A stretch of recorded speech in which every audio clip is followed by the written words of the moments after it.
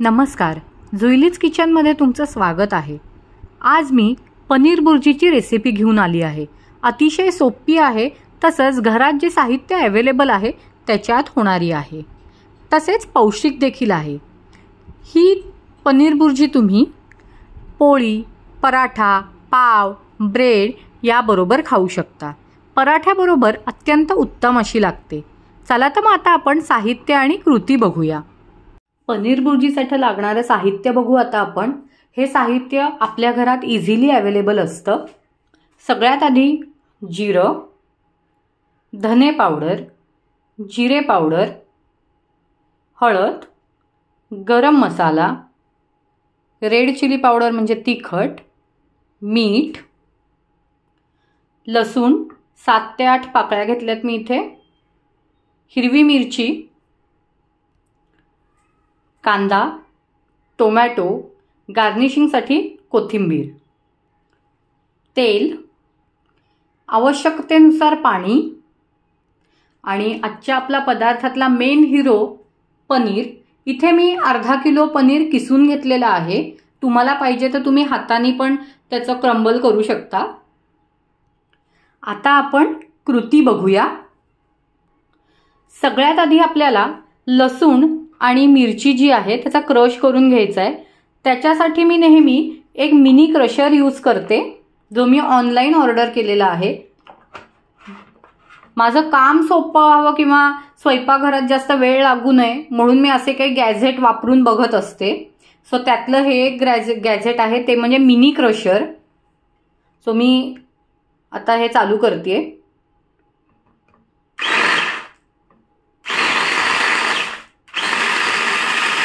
तुम्ही इथे बघू शकता आपल्या मिरच्या आणि लसूण क्रश होता आहे। ही अशी छोटी छोटी गॅजेट वापरण्याने आपल्या किचन मधला किंवा आपल्या स्वयंपाकघरातला वेळ देखील वाचतो आणि काम सुखकर होतं।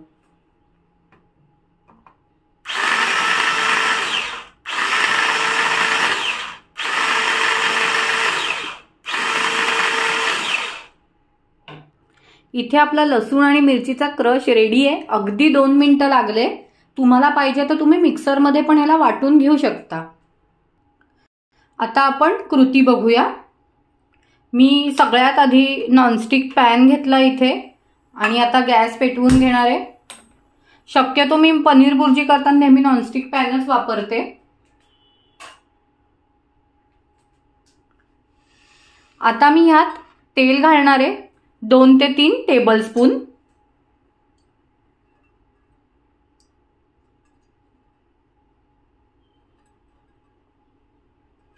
पनीर बुर्जीला तेल थोडंसं जास्त लागतं इतर भाज्यांपेक्षा। आणि हे तेल मी आता छान तापू देणार आहे। आपलं तेल आता इथे गरम झालेलं आहे। आता मी ह्याच्यात 1 टेबलस्पून जिरं घालणार आहे आणि जिरं छान तडतडू देणार आहे।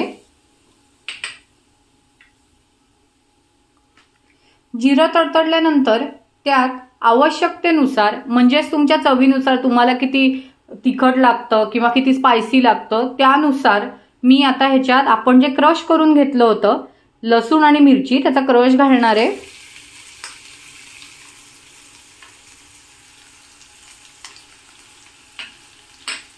आणि छान मिक्स करून घेणार आहे।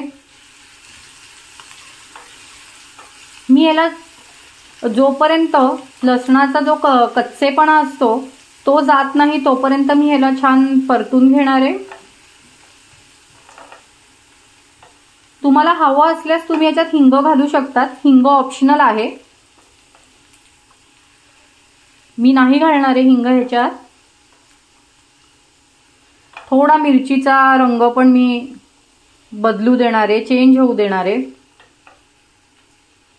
सो याला थोडंसं मिक्स करा। तुम्ही बघू शकता लसणाचा कचरटपणा गेलाय आणि आता थोडा त्याचा रंग पण चेंज झालाय। मी आता थोडीशी ह्याच्यात कोथिंबीर घालणार आहे।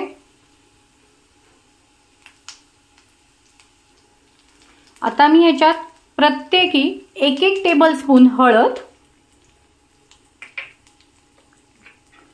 जिरा पावडर, धने पावडर, गरम मसाला हे सगळं मी प्रत्येकी 1-1 टीस्पून घेतलेला आहे आणि आता मी हे छान मिक्स करणार आहे। या मसाल्यांमध्ये पण जो कच्चेपणा असतो तो थोडासा मी कमी होऊ देणार आहे। रेड चिली पावडर म्हणजे आपला तिखट जळेल म्हणून मी याच्यात तिखट घातलेलं नाहीये, ते मी पनीर घातल्यानंतर घालणार आहे। पण हे तिखट पण ऑप्शनल आहे, मी रंगासाठी तिखट घालणार आहे की आपल्या बुर्जीला छान कलर येईल त्यासाठी मी तिखट घालणार आहे आणि फ्लेम जी आहे ती स्लोच आहे। त्यानंतर मी कांदा घालणार आहे। इथे मी 2 मीडियम साईजचे कांदे छान बारीक चिरून घेतलेत। कांदा थोडा परतून घेणार आहे, त्याला मी थोडासा त्याचा रंग बदलेपर्यंत परतवणार आहे।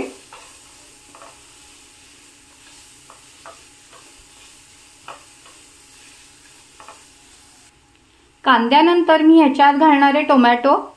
इथे मी 1 मीडियम साईजचा टोमॅटो घेतलाय आणि तो पण छान परतून घेणार आहे। कांदा आणि टोमॅटो जळू नये म्हणून मी अगदी थोडंसं पाणी घालणार आहे, 1 ते 2 टेबलस्पून।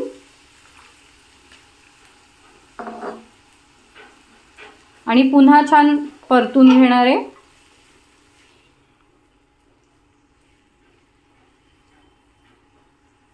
आणि हे छान परतून झाल्यानंतर मी झाकण ठेवून 1 ते 2 मिनिटं एक वाफ काढून घेणार आहे, जेणेकरून जो आपला टोमॅटो आहे त्याचा पल्प वेगळा होईल आणि साल वेगळं होईल।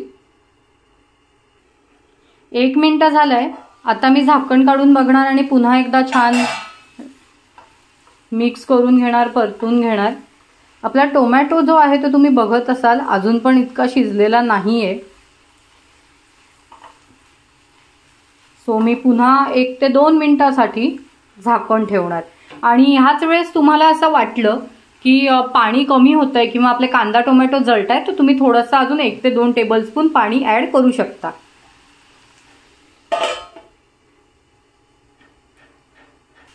इथे तुम्ही बघू शकता हे आपलं छान शिजलेलं आहे किंवा वाफेवर मी जे ठेवलं होतं ते छान आपला टोमॅटोचा पल्प आणि साल बाजूला झालेला आहे। तुम्हाला पाहिजे तर तुम्ही याच्यात टोमॅटो पल्प पण टाकू शकता किंवा टोमॅटो प्युरी टाकू शकता। आता आपण याच्यात पनीर घालणार आहोत, पण त्याच्या आधी मला थोडीशी अशी ग्रेव्हीवाली पनीर बुर्जी आवडते, सो मी अजून ह्याच्यात 1 ते 2 टेबलस्पून पाणी ऍड करणार आहे। कारण एकदा आपण पनीर टाकलं की त्यात पाणी ऍड करता येणार नाही आपल्याला, म्हणून मी आधीच करून घेते। ज्याला कोणाला कसुरी मेथी आवडत असेल त्यांनी आता ह्याच्यात क्रश करून कसुरी मेथी घातली तरी सुद्धा चालणार आहे। आता आपण आपलं पनीर टाकूया।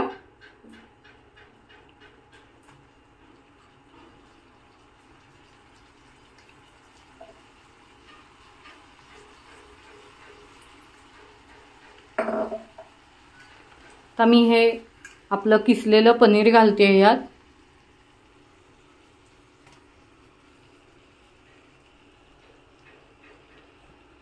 मी हे साधारण अर्धा किलो घेतलेलं आहे।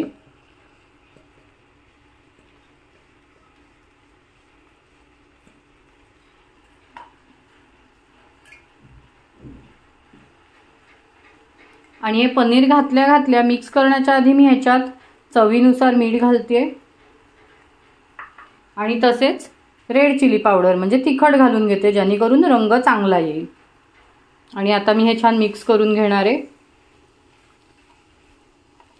तुम्हाला जसं आवडत असेल पनीर बुर्जी तशी तुम्ही हे करा। जसं मला थोडीशी ग्रेव्हीवाली पाहिजे असते सो मी थोडंसं पाणी जास्त ऍड करते त्याच्यात। तुम्हाला अगदीच म्हणजे ती अशी थोडी सुकी पाहिजे असेल तर अजिबात पाणी ऍड करू नका, जेवढं आपण वाफवण्यासाठी पाणी घेतलं होतं तेवढंच इनफ आहे। हे छान आता आपण मिक्स करून घेऊया। आता मी यात क्रश केलेली कसुरी मेथी घालणार आहे। मी हे इंग्रेडिएंट्स मध्ये सांगायला तुम्हाला विसरली, त्याबद्दल सॉरी। आणि मी ही छान मिक्स करून घेणार आहे। ही मी साधारण एक अर्धा टेबलस्पून घेतलेली आहे आणि छान ती क्रश करून घेतली। आणि हे मी पुन्हा छान मिक्स करून घेणार आहे। हे मिक्स करून झाल्यानंतर 1 ते 2 मिनिटांसाठी आपण पुन्हा झाकण ठेवणार आहोत आणि आपली बुर्जी इथे रेडी असेल 1 ते 2 मिनिटांनंतर। अतिशय सोपी आहे ही पनीर बुर्जी। घरात अगदी आपल्या साहित्य हे इझिली अवेलेबल असतं। आता आपण झाकण काढून बघूया। येस, इथे रेडी आहे आपली पनीर बुर्जी। तुम्हाला जर का ह्याच्यात बटर घालायचं असेल तर तुम्ही बटर पण घालू शकता। जेव्हा मी तेल घेतलं पहिले तेव्हा तुम्ही त्याच्यात बटर घालू शकता, किंवा आत्ता ही झाली तेव्हा वरनं छान बटर घालून ते पुन्हा मिक्स करू शकता। जी काही व्हेरिएशन करायची असतील ती तुम्ही अगदीच करू शकता। आता आपण ही बुर्जी रेडी आहे। आपण आता याला सर्विंग प्लेटमध्ये काढून घेऊया। ही पनीर बुर्जी मी आता सर्विंग प्लेटमध्ये काढून घेतली आणि याला छान कोथिंबीरीने मी गार्निश करणार आहे।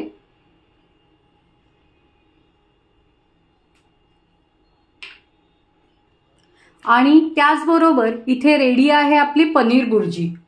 तुम्ही नक्की करून बघा ही पनीर बुर्जी आणि कशी झाली होती ती मला कमेंट बॉक्समध्ये सांगा। तसंच माझ्या चॅनलला लाईक, सबस्क्राईब करा। धन्यवाद।